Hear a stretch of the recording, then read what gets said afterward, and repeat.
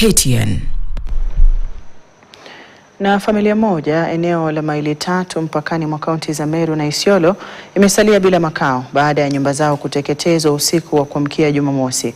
Mkasa huo unadaiwa kuchochewa na mzozo wa ardhi unaohusishwa na zaidi ya familia 200 na mfanyabiashara mmoja mashuhuri.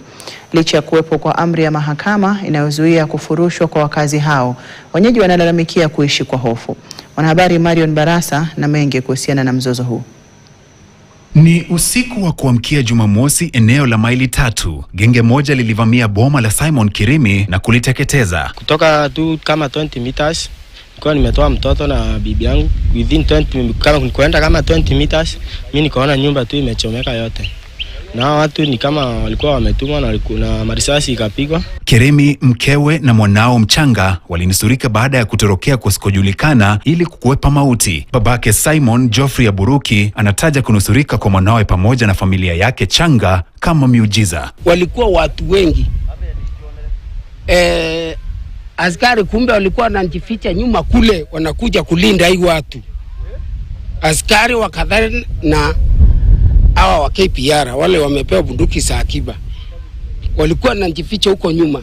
Wakati hao watu walitoka na wakakuja wakiwa nyuma yao wakituuliza tuko namna gani. Kiini cha mzozo huo ni ekari 13 za ardhi ambazo mfanyabiashara mmoja kutoka Meru anadai umiliki wake. Hata hivyo, zaidi ya familia 200 zinazoishi hapa zinasisitiza kuwa mahakama ya Meru ilitoa agizo ambalo linapinga hatua yoyote ya kufurushwa kwa wakazi hadi pale kesi hiyo itakaposikilizwa na kuamuliwa tarehe 23 mwezi huu wa Februari. Majirani wanadai kundi moja la wahalifu lililotekeleza uvamizi huo lilidai lilikuwa linatekeleza ilani ya kuwafurusha wakazi. Wakazi waliojawa na ghadhabu walifunga barabara kuu ya Meru Isiolo kwa saa 3. Hali hiyo ilitatiza uchukuzi kwenye barabara hiyo yenye shughuli nyingi, huku msongamano mkubwa wa magari ukishuhudiwa. Na vile imeendelea, tumesukuma watu wote na ndio tumeumia. Sasa tunauliza kama tuna haki. Maana tumesukuma hiyo watu na move wote wakaingia Kathare, wote hiyo timu yote imeingia Kathare wote kwa polisi. Maafisa wa polisi waliingilia kati na kuwatawanya waandamanaji. Na kwingineko, wanachama wa kamati ya fedha bungeni wamehitimisha mikutano